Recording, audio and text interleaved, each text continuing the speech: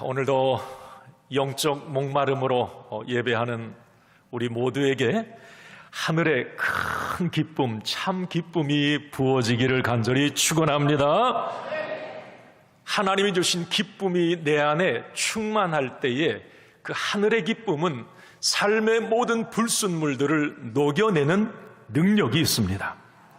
내 안에 어두움을 몰아내는 능력도 하나님 주신 기쁨이 충만할 때 가능한 것입니다.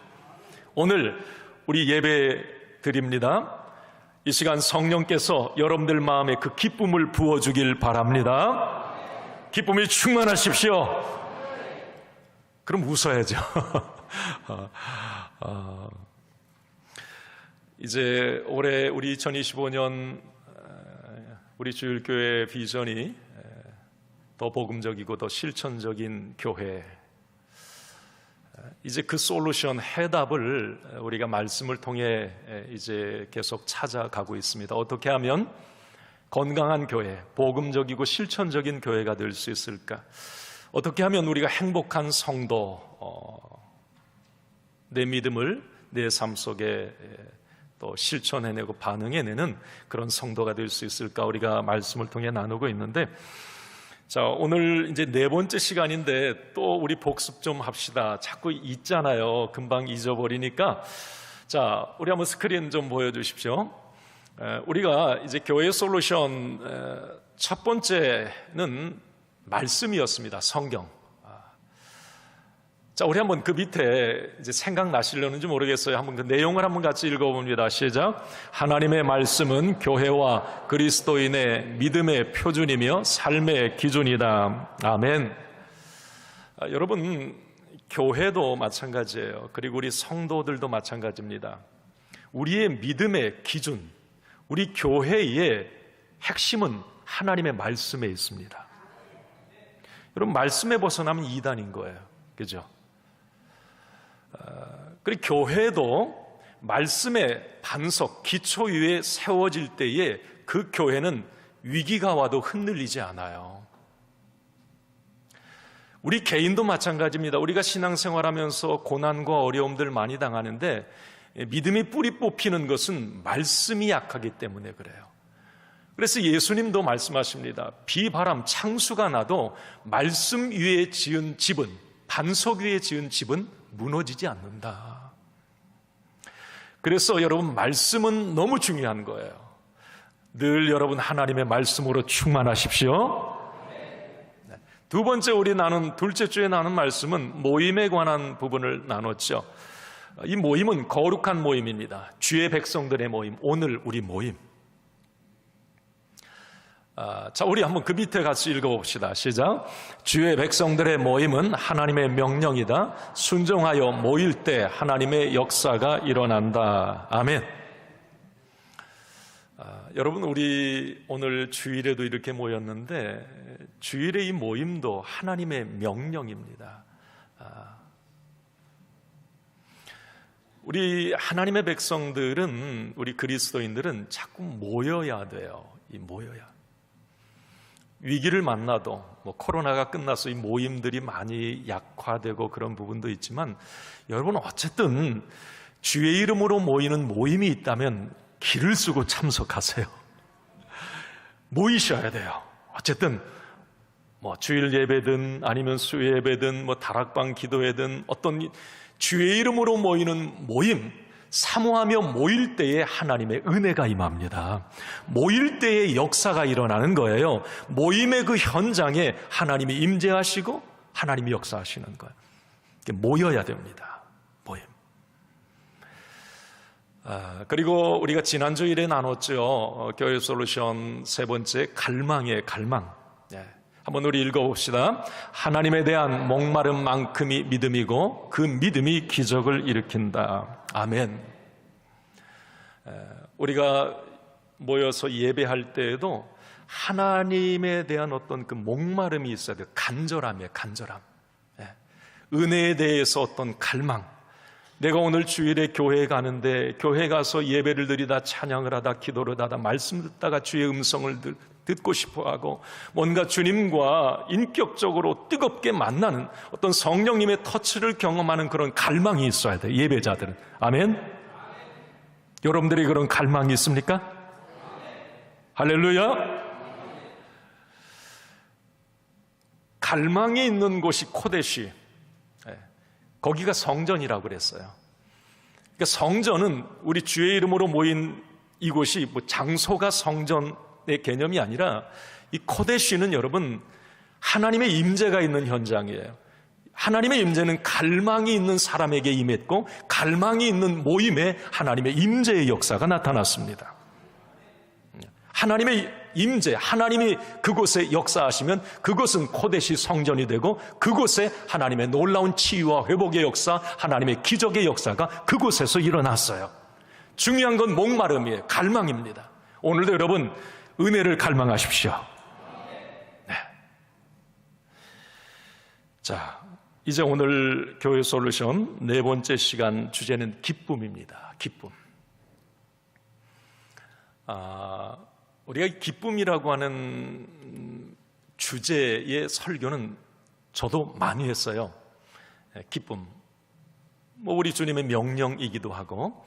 자, 그런데 오늘 제가 나눌 이 기쁨은 어떤 교회 공동체에 주시는 어떤 그런 기쁨, 또 내가 그리스도인이라면 이제 그리스도인 한 사람이 기쁨으로 충만해서 모이면 그게 교회가 되고 기쁨의 공동체가 되고, 중요한 건 이제 나 한 사람이 이 기쁨의 사람이 되어야 될 텐데, 그래야 내가 섬기는 우리 주일교회도 기쁨의 공동체가 되어야 될 텐데, 이 기쁨이라고 하는 것은 교회와 성도들에게 너무 중요한 부분입니다.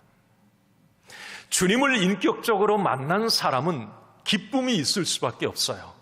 성령의 어떤 충만함이 있는 사람은 기쁨이 있을 수밖에 없습니다. 여러분, 성령의 열매 몇 번째가 이 기쁨입니까? 아유, 네. 공부를 많이 하셨어요. 성령의 열매 9가지 가운데 여러분, 사랑, 희락이 기쁨이에요. 희락. 성령의 열매입니다. 무슨 말이냐면 예수님을 인격적으로 만나고 내 안에 성령이 충만하면 자동적으로 맺혀지는 게 이 기쁨이라고 하는 거예요.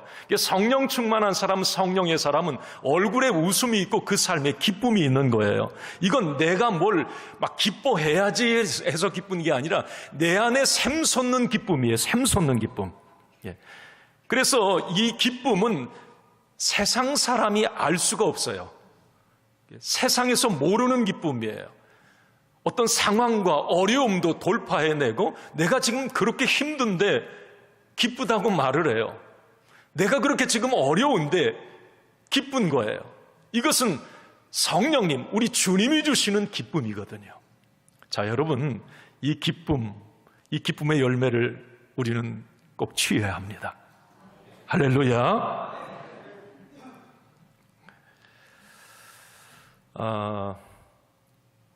우리가 이 기쁨을 좀 얘기할 때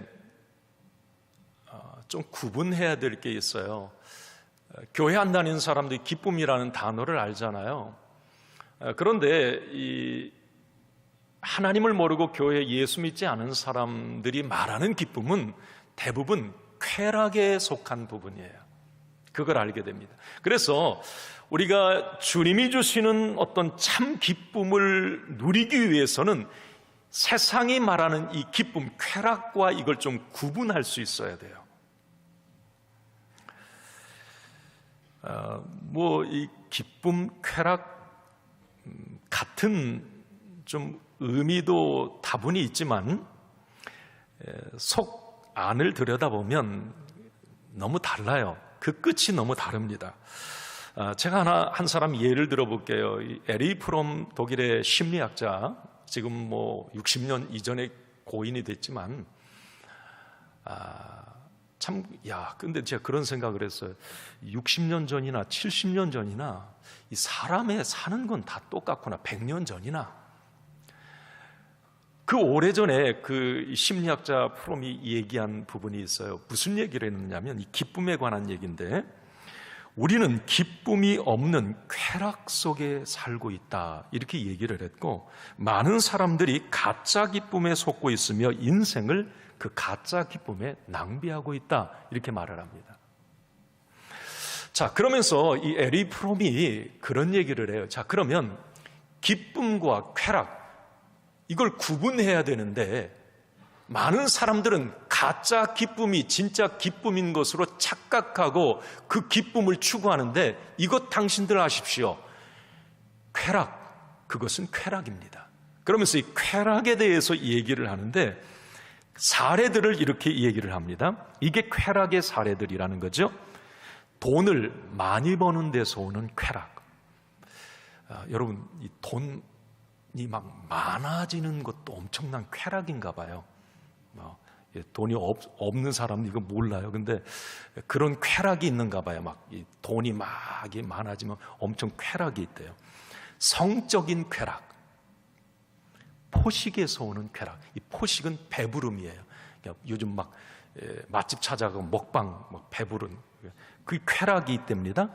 경쟁에서 이기는 쾌락, 음주, 마약처럼 환각 상태에서 오는 쾌락. 자, 저는 이 심리학자가 얘기한 이 쾌락의 이 내용들을 쭉 보면서 탁 떠올랐던 건 뭐냐면, 세상에서 말하는 이 기쁨이라고 하는 이 쾌락은 다 죄와 연관되어 있구나, 이걸 하나 깨달았고요. 항상 죄로 빠지게 되어 있어요, 세상이 말하는 이 기쁨, 쾌락은. 그리고 그 끝이 다 파멸과 죽음을 가져온다고 하는 공통점이 있습니다. 이게 쾌락의 속성이에요. 그러니까 이런 거죠. 쾌락은 처음에는 뭔가 짜릿하고 달콤한 것 같지만 점점 더 자극적인 세계로 사람을 몰고 갑니다. 그리고 결국은 그 사람의 모든 것을 다 앗아가는 것, 이게 쾌락이에요. 그런데 세상 사람들은 그 쾌락을 기쁨으로 알고 막 추구한다는 거예요. 진짜 기쁠 줄 알고 그 쾌락을 취하면. 어쩌면 지금 우리가 살고 있는 이 시대에 가만히 여러분 이제 주변에 이런 친구들을 좀 보고 교회 안 다니는 이런 걸 쭉 우리가 살펴보면, 많은 사람들이 뭔가 이 가짜 기쁨을 취하려고 노력하고 있고 그 쾌락에 빠져 있구나라고 하는 것을 알게 됩니다. 예전에 한 30년 전이었나요? 한 25년? 그때 여러분 유사 휘발유, 가짜 휘발유 막 차에다 저도 몇 번 넣었어요. 막 개척교회 할 때, 아니, 누가 알려주더라고요. 기름값 그때 엄청 비쌌습니다. 그런데 뭐 석유도 플라스틱 통 같은 데다 거기 가니까 그걸 팔아요. 근데 3분의 1 가격밖에 안 돼요. 그러니까 막, 그래도 차가 가니까 참. 이거 너무 좋더라고요. 그런데, 자, 그때 이제 나중에 내가 무슨 얘기를 들었냐면, 이 가짜 휘발유, 유사 휘발유를 넣으면 차는 굴러가긴 하지만 결국은 차 다 망가진다고. 엔진 다 나가버린대요. 그 뒤로 제가 이제 그 유사 휘발유를 끊고 안 넣는데, 그 생각이 떠올라. 이게 무슨 얘기냐면, 쾌락도 똑같다는 생각이 듭니다. 취하기 쉽고 좋은 듯 하지만 결국은 한 개인과 공동체를 파괴하는 괴물이라고 하는 것을 알게 됩니다. 결국 그 인생을 망가뜨리고 공동체를 고통으로 몰아갑니다. 이게 쾌락이에요. 쾌락. 좋은 것 같은데 우선 당장은 그냥 참 짜릿한데 결국 죽이는 것, 다 망가뜨려버려. 이게 쾌락이라는 겁니다. 자, 그러면 이쯤에서 우리 그리스도인들은 한번 이런 질문을 스스로에게 던져볼 만합니다. 지금 내가 추구하고 있는 것이 쾌락인가 기쁨인가 하는 것. 그러니까 나의 지금 즐거움의 출처는 어디인가? 물론 모든 인간은 저를 비롯해서 이 쾌락에서 자유로울 수 없어요. 여러분, 쾌락에서 완벽하게 자유로운 사람은 한 사람도 없습니다. 자, 그러나 저는 이거예요. 적어도 내가 예수님을 나의 구주, 나의 하나님으로 믿고 사는 사람들이라면 진짜 이 기쁨을 추구하는 삶을 살아야 된다는 겁니다. 주 안에 있는 기쁨, 하나님이 주시는 하늘의 기쁨, 이것을 추구하는 삶, 적어도 그리스도인들은 그래야 된다는 거예요. 자, 제가 그 기쁨의 색깔이 뭔지는 좀 이따 말씀드릴게요. 그리고 어느 순간에 이제 우리가 살다 보면 안 믿는 사람들, 친구들 많잖아요. 직장 동료들도 그렇고 모임도 그렇고 우리가 살다가 쾌락의 유혹에 넘어갈 수 있어요, 한순간. 자, 그렇다면 우리는 얼른 하나님 앞에 다시 회개하고 하나님이 주시는 기쁨을 갈망하고 그 기쁨으로 살아야 된다고 하는, 이게 그리스도인이에요. 자, 여러분, 분명히 우리 오늘 확신합시다. 세상이 주는 기쁨, 쾌락이 아니고 하나님이 주시는 우리 주님 안에 있을 때 누리는 이 기쁨이 있어야 개인, 그 사람은 행복하고 만족하고 진짜 웃을 수가 있어요. 아멘입니까? 그 기쁨의 지배를 받아야 교회가 행복하고 건강해집니다. 여러분, 다시 한번 축복합니다. 여러분 개인에게 하늘의 기쁨이 충만하게 부어지기를 간절히 축원합니다. 그 기쁨이 충만한 내 한 사람 한 사람이 모인 우리 주일교회가 기쁨이 충만한 기쁨의 공동체가 되기를 바랍니다. 할렐루야. 이 마귀는 상상을 해보는데 우리 주님은 기쁨의 공동체는 막 웃음이 있고 그렇잖아요. 근데 이 마귀는 어떨 것 같아요? 엄청 무서울 것 같아. 막 인상 팍 쓰고 막 무섭고 그냥 막. 기쁨의 공동체에는 이 사단 마귀가 역사하지 못해요. 주 안에 있을 때 주시는 성령의 충만함으로 누리는 기쁨의 열매가 있는 사람은 절대 마귀의 공격에 넘어지지 않습니다.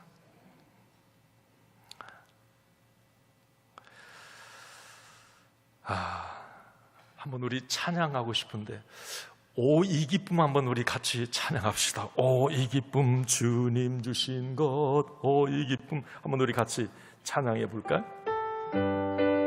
우리 주님의 기쁨을 사모하며 찬양합시다. 오, 이 기쁨 주님 주신 것, 오, 이 기쁨 주님 주신 것, 오, 이 기쁨 주님 주신 것, 주께 영광 할렐루야. 주만 찬양. 높은 하늘에, 높은 하늘에 정달 세우지 있고 내 맘속에, 내 맘속에 기쁜 노래 있네. 오, 이 기쁨 주님 주신 것, 주께 영광 할렐루야. 주만 찬양해. 할렐루야. 오, 이 기쁨, 우리 주님이 주신 기쁨으로 충만하길 바랍니다. 아멘. 자, 오늘 이제 저는 오늘 우리 성경 본문으로 한번 이 기쁨을 같이 연결해서 잠깐 묵상하고 마칩시다. 우리 오늘 요한복음 2장 말씀 보셨어요. 1절에 11절. 우리 요한복음 2장은 제가 가만히 생각을 해봤어요. 한 30번 이상은 설교했던 것 같고, 내용은 너무 잘 알아. 우리 가나 혼인잔치, 물이 변하여 포도주 노래도 있잖아요. 그 사건이에요. 자, 그런데 오늘 저는 이 가나 혼인잔치 사건을 이 기쁨의 관점에서 한번 재해석을 해보겠습니다. 이 본문 오늘 요한복음 2장 1절에서 11절까지 말씀으로 여러 부분으로 이 설교를 할 수가 있어요. 그런데 오늘 기쁨의 이 관점에서 한번 이걸 바라보면 우리에게 너무 큰 은혜가 돼요. 자, 오늘 이 본문 갈릴리 가나 지역에서 있었던 잔치 얘기인데, 자, 오늘 이 본문의 배경은 잔치집이에요. 잔치집에는 뭐가 있어요? 기쁨이 있어요. 자, 기쁨이 있는 잔치집이야. 그런데 그 잔치집은 어떤 잔치예요? 지금 무슨 환갑잔치예요? 아니면 환갑잔치 요즘 안 하고 팔순잔치예요? 아니면 무슨 잔치? 결혼식이에요. 결혼식. 자, 이제 그러면 잔치 중에 여러분 결혼식 잔치는 가장 기쁜 날이에요. 그죠?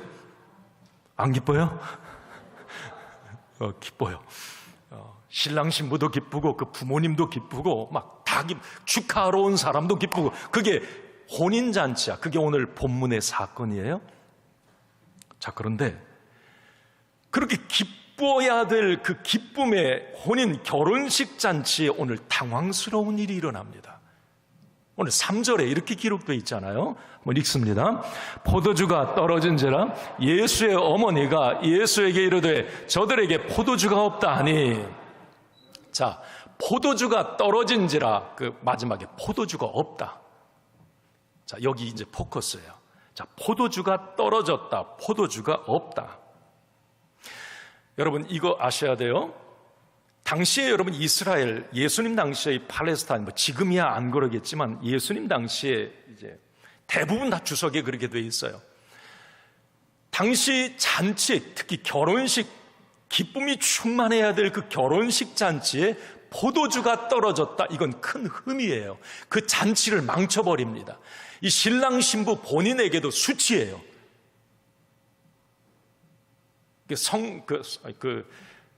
축하하러 온 하객들에게 뭔가 정말 큰 신뢰를 범하는 거야. 준비성이나 이런 게 이제 그만큼 없다는 거죠. 어쨌든 자, 포도주가 떨어졌다, 없었다. 그런데 그 위기의 상황에 예수님이 물을 포도주로 바꾸어 주세요. 항아리 물 두세 통 드는 항아리 6개 다 포도주로 그걸 바꾸어 주십니다. 오히려 이전보다도 더 맛과 향이 진하고 맛있는 포도주로 바뀌어 버립니다. 기쁨이 더 충만해져 버렸어요. 자, 이게 오늘 본문의 줄거리입니다. 자, 그런데 오늘 이 가나 혼인잔치의 이 사건에 이 요한복음의 기록자는 큰 의미 하나를 부여해 요한이. 자, 11절에 한번 같이 오늘 본문 마지막 절에 11절입니다. 한번 읽습니다. 시작. 예수께서 이 첫 표적을 갈릴리 가나에서 행하여 그의 영광을 나타내심에 제자들이 그를 믿으니라. 아멘. 자, 이 첫 표적을 그랬어요. 다시 말하면 여러분, 갈릴리 가나 혼인잔치의 기적은 예수님 공생의 첫 번째 기적입니다. 이게 좀 특별한 거예요.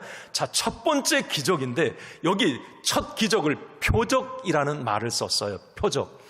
이 표적이라는 말은 헬라어로 세메이온이라는 말인데, 이 세메이온이라는 말은 어떤 말에서 유래해 왔느냐면 세메, 예고한다라는 말에서 의미해 왔어요. 자, 그러면 예수님의 이 갈릴리 가나의 첫 표적은 무언가의 예고편이라는 말이에요. 세메이온. 자, 다시 말합니다. 이 갈릴리 가나의 이 혼인잔치에 이 물이 변하여 포도주가 된 이 기적의 사건, 표적은 앞으로 예수님이 공생애에서 쭉 기적의 사건들을 행하시고 공생의 사역들을 행하실 예고편이 바로 오늘 갈릴리 가나 혼인잔치라는 거예요. 자, 그러면 한번 여러분 궁금한 것은, 그러면 왜 이 갈릴리 가나 혼인잔치가 앞으로 예수님이 행할 일의 예고편인가? 포도주가 바로 그 의미를 담고 있는 거예요. 괜히 예수님이 첫 표적을 이 포도주의 이 물이 변하여 포도주. 예수님이 지금 무슨 혼인잔치 요 얘기하려고 하는 게 아니에요. 이 사도 요한은 이 갈릴리 가나 혼인잔치를 통해서 앞으로 예수님은 이 일을 할 거라는 거죠. 그 의미가 바로 이 첫 번째 표적에 담겨 있다는 거예요. 자, 그러면 우리가 이 포도주라고 하는 이 부분을 조금 알면 왜 예수님의 첫 기적이 이 포도주의 사건이었는가? 자, 이스라엘 이제 우리 성지순례하고 하시는 분들은 뭐 상식적으로 많이 알고 있는 내용인데, 그게 뭐냐면 이스라엘의 그 팔레스타인 날씨는 건기와 우기로 이렇게 나뉘어져 있어요. 우기는 겨울철이에요. 아주 비가 많이 오죠. 근데 이 건기는 여름철이에요. 근데 우리는 장마라도 있어서 막 비가 오잖아요. 이 팔레스타인은 그게 아니에요. 비가 오질 않아요. 자, 그러면 건기에 비도 안 오죠. 날씨는 여러분 뭐 이스라엘, 이란, 이라크 그쪽 팔레스타인 불볕 더위입니다. 조금만 움직여도 갈증을 심하게 느낍니다. 이 갈증의 시기에 수확하는 것이 바로 이 포도예요. 포도. 그래서 이스라엘 백성들에게 있어서 이 포도주는 단순한 음료 중에 하나가 아니에요. 물을 대신할 아주 요긴한 음료가 바로 이 포도주였습니다. 그래서 이스라엘은 항상 이 포도주를 기쁨이라고 하는 것과 꼭 연결시켰습니다. 해갈의 어떤 이 목마름을 해결해주는 생수, 이 기쁨이 이 포도주였던 거예요. 그러니까 지금 우리 한국에서 여러분 와인, 술 이 개념으로 생각하지 마세요. 이 포도주는 음료였고 뭔가 이 물과 같은 해갈의 기쁨을 주는, 그래서 성경에 이 포도주를 기쁨과 많이 연결을 짓습니다. 자, 우리 많은 곳이 있지만 두 곳만 한번 성경 시편 104편 15절 상반절 한번 같이 읽습니다. 시작. 사람의 마음을 기쁘게 하는 포도주와, 몸을 기쁘게 하는 게 마음을 기쁘게 하는 이 기쁨과 이 포도주를 연결시켜요. 자, 또 한 곳 전도서 10장 19절을 한번 좀 봅시다. 시작. 잔치는 희락을 위하여 베푸는 것이요 포도주는 생명을 기쁘게 하는 것이라. 자, 여러분, 예수님이 지금 물로 포도주를 만드셨어요. 무슨 술을 제공한 게 아니라 이 포도주를 만드신 이 첫 표적의 사건은 앞으로 예수님의 사역의 예고편이다. 무엇에 대한 기쁨인 거예요. 예수님은 앞으로 계속 모든 인간의 기쁨을 만들어내는 일을 하세요. 자, 공생의 기간에도 예수님을 만난 사람은 기쁨이 회복돼요. 자, 당시 예수님을 만나러 온 사람들은 자녀의 문제, 어떤 질병의 문제, 영적인 어떤 니고데모처럼 영적인 문제, 정신적인 문제. 그러니까 어쨌든 뭔가 삶이 지금 슬프고 어둡고 뭔가에 눌려 있는 상태에서 예수님을 찾아요. 근데 예수님은 하나같이 그들에게 해결과 해답을 주시며 기쁨을 회복시켜 주십니다. 예수님의 공생애의 모든 사역은 우리 인간의 기쁨을 회복시키는 사역이셨어요. 자, 왜 갈릴리 가나 혼인잔치 이 포도주를 만드신 사건이 예수님 사역의 예고편인가? 무엇에 대한 예고편인가? 기쁨인 거예요. 예수님은 기쁨의 주체가 되고 예수님이 들어가시는 곳에는 기쁜 일이 만들어지는 거예요. 자, 예수 믿으면 아멘 합시다. 자, 그러면 여러분, 예수님은 우리와 나와 함께 하세요. 할렐루야. 기쁨, 그래서 내게 주어지는 거예요.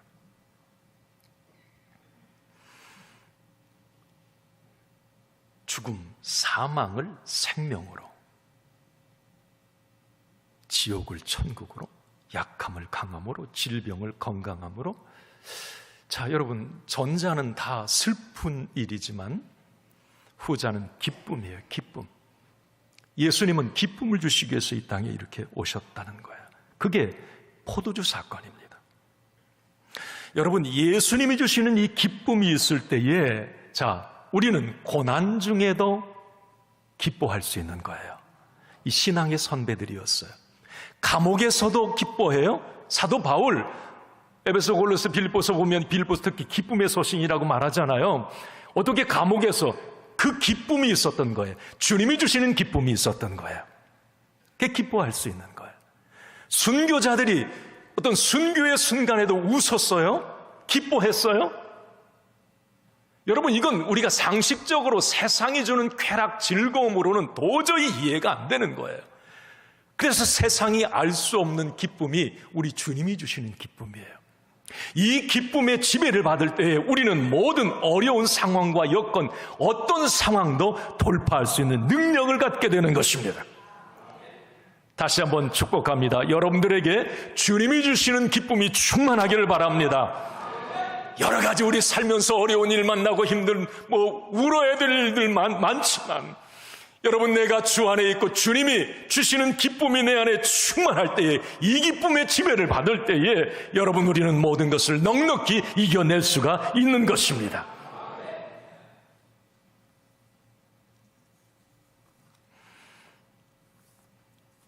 예수님의 어쨌든 가나혼인 잔치 첫 표적은 기쁨을 상징합니다.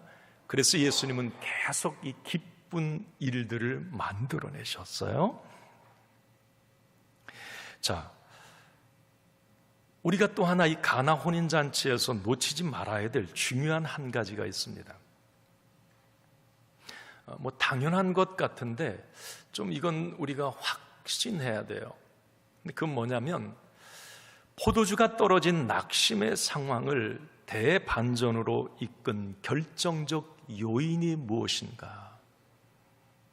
우리 그 1절, 2절을 한번 오늘 봅니다. 1절, 2절 시작. 사흘째 되던 날 갈릴리 가나에 혼례가 있어 예수의 어머니도 거기 계시고 예수와 그 제자들도 혼례의 청함을 받았더니, 자, 중요한 거예요. 자, 포도주가 떨어진 문제를 해결하는 키를 누가 가지고 계셨는가? 예수님이 거기 계셨다는 거예요. 자, 포도주, 기쁨으로 여러분 항상 연결 지어서 생각해도 틀리지 않습니다. 자, 포도주가 기쁨이 떨어진 그 기쁨을 회복시키는 키를 누가 가지고 있었느냐? 예수님이 가지고 계셨다는 거예요. 예수님이 그 자리에 계셨어요. 저는 이걸 우리 삶에 한번 적용을 해보고 싶습니다.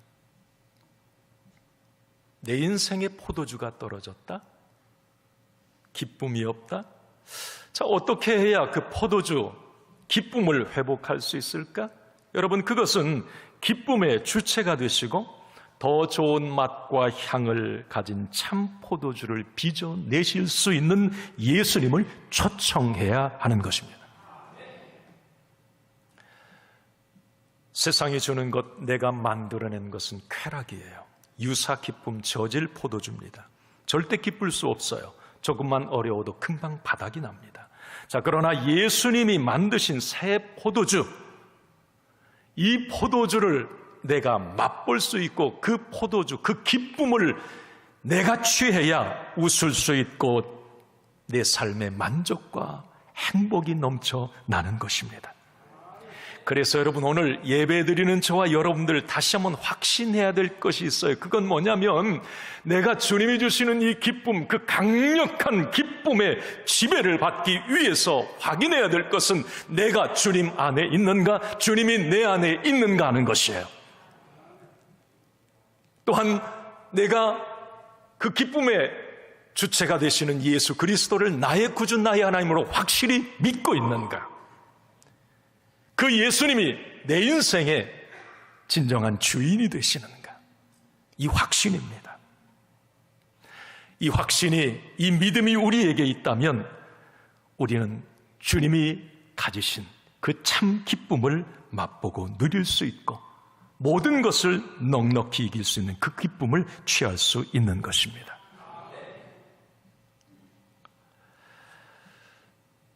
마지막으로 그 생각이 들더라고요. 오늘 이제 이 말씀을 이렇게 묵상하면서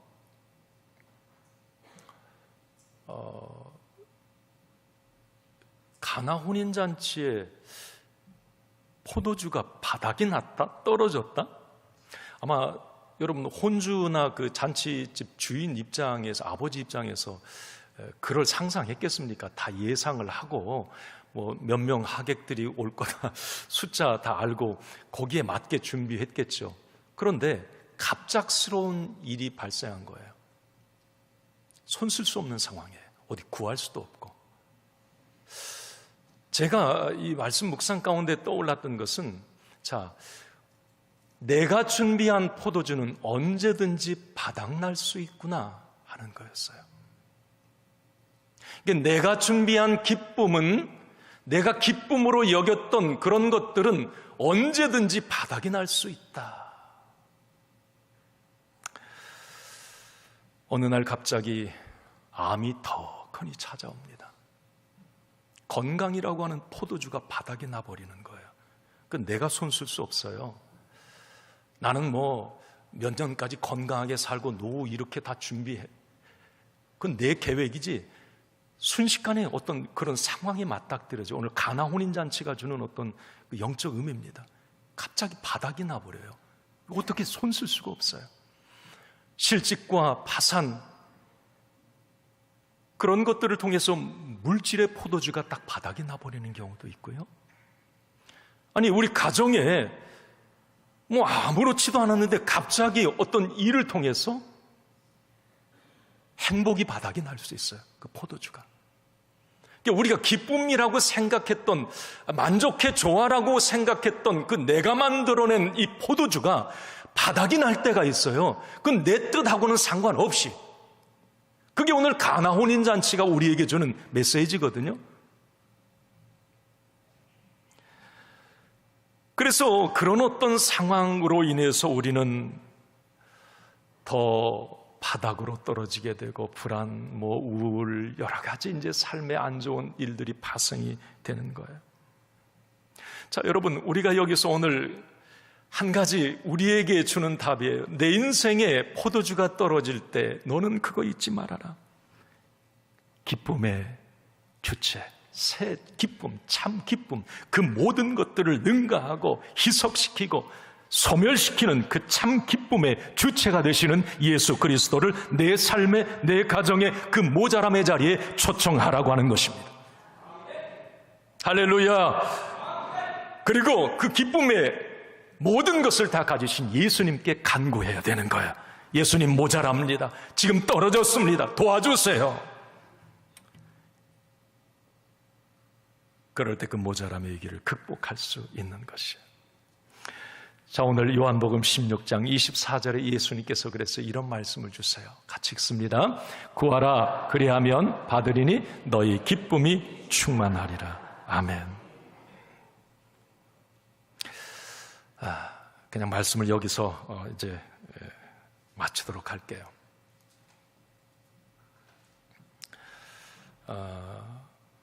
우리가 인생을 살아가면서 이 기쁨이라고 하는 건 너무 중요합니다. 자, 너무 많은 유사 기쁨에 우리 세상 속에 우리가 살아가요. 가짜 기쁨, 그 쾌락에 여러분 절대 넘어지지 말고 유혹받지 말고 자꾸 주님이 주시는 기쁨을 사모하십시오. 네. 내가 주님의 주신 이 기쁨을 내가 누리길 원합니다. 그 기쁨이 내게 꼭 필요합니다. 지금 내 인생에 어떤 삶의 여러 가지 불순물들, 여러 가지 위기들이 있지만 주님, 그 기쁨을 내게 주세요. 지금 내가 뭔가 지금 모자람의 그 상황에 주님, 그 기쁨의 지배를 내가 받길 원합니다. 그럴 때 채워짐의 은혜가 있게 될 것입니다. 모든 것을 넉넉히 이기는 은혜를 받게 될 것입니다. 이것이 바로 주님이 주시는 기쁨이 충만할 때 가능한 거예요. 여러분 한 사람 한 사람이 그 기쁨으로 충만하고, 그래서 우리 주일교회가 여러분들이 이제 모였을 때에, 기쁨의 사람들이 모였을 때 이제 기쁨의 공동체가 되는데, 우리 주일교회가 그래서 기쁨의 공동체가 되고 그 기쁨을 나누는 그런 교회가 되기를 간절히 축원합니다.